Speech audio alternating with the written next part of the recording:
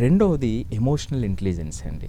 Emotional intelligence నిన్నటి వరకు ధైర్యంగా ఇంటి దగ్గర ఏ టైంకి లేచినా పర్వాలేదు, ఎట్లా చేసినా పర్వాలేదు. సో కానీ ఇక్కడికి వచ్చేటప్పటికి ఏమవుతుందంటే అక్కడ ఒక షెడ్యూల్ ఉంటుంది, ఆ షెడ్యూల్ ప్రకారం వెళ్ళవలసినటువంటి అవసరం ఉంటుంది. సో ఇక్కడ ఒక సెల్ఫ్ అవేర్నెస్ పెరుగుతుంది. సో మనం ఒంటరిగా మొదలు పెడుతున్నాం కాబట్టి ఒక సెల్ఫ్ అవేర్నెస్ పెరుగుతుంది.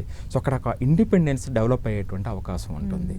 సో అలాగే పీర్ గ్రూప్లో వచ్చేటువంటి సమస్యలు, ఆ అడ్జస్ట్మెంట్లో వచ్చినటువంటి డిఫికల్టీస్ సరిగ్గా అర్థం చేసుకొని సరిగ్గా క్యాటర్ చేయటం ఈ పిల్లల్లో మొదలవ్వటానికి పునాది పడుతుంది. అవే తర్వాత మధుర జ్ఞాపకాల కింద మిగులుతాయండి. సో లీడర్షిప్ క్వాలిటీస్ కూడా దీనికి యాడ్ అవుతాయండి. సో అట్లాగే ఎమోషనల్ ఇంటెలిజెన్స్కి సంబంధించినటువంటి రెండో అంశం. ఇక మూడో విషయానికి వచ్చేటప్పటికండి సోషల్ ఇంటెలిజెన్స్.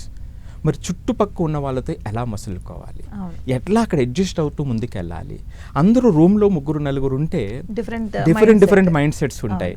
సో ఇక్కడ ఉందనుకోండి మా బాబే కాబట్టి, లేకపోతే మా అన్నో మా తమ్ముడో అని అడ్జస్ట్మెంట్ మెంటాలిటీ ఉండే అవకాశం ఎక్కువ ఉంటుంది. సో పేరెంట్స్ ఓకే మన పిల్లవాడే కదా అని అలా మనం వదిలేస్తాం, కానీ అక్కడ అట్లా ఉండదు కదండి. సో వీళ్ళు ఇలాంటి డిఫరెంట్ పీపుల్ని 100 ఆఫ్ ద పీపుల్ ఉంటారు, 50 పీపుల్ ఉంటారు, 2000 ఉంటారు. So different kind of mind set అనేది ఒకటి వాళ్ళకి they can study అనమాట. డిఫరెంట్ మైండ్ సెట్ పబ్లిక్ గా సోషల్ గా డిఫరెంట్. అవునండి, మనం అనుకున్న ఒక కోణంలోనే ఉండదు. అంతేకాకుండా ఇంకొక అద్భుతం ఏమిటంటే ఇందులో కొంతమంది పిల్లలు ఒక డిఫరెంట్ వేస్లో వాళ్ళు ఆలోచించే అవకాశం ఉంటుందండి.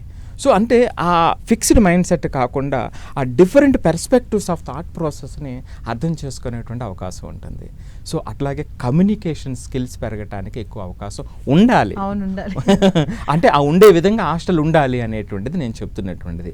సో ఈ విధంగా సోషల్ ఇంటెలిజెన్స్కి ఇలా నెంబర్ ఆఫ్ క్వాలిటీస్ మనం చెప్పుకుంటూ వెళ్ళొచ్చండి.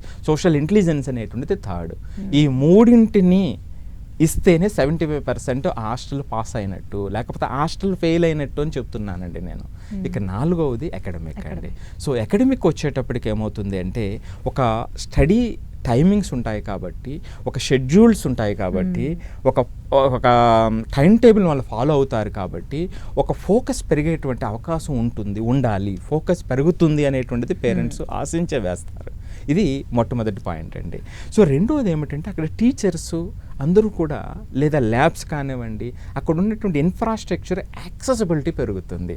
ఇప్పుడు నేను వెంటనే ఎనీ టైం అవైలబిలిటీ ఉంటుంది. సో వాళ్ళతో ఎక్కువ ఇంటరాక్షన్ చేయడానికి అవకాశం ఉంటుంది, వీళ్ళ డౌట్స్ని క్లియర్ చేసుకోవడానికి అవకాశం ఉంటుంది. సో మూడవది ఏమిటంటే అండి, ఈ పిల్లలందరూ కలిపి చదవటంతో ఆ మంచి వాతావరణాన్ని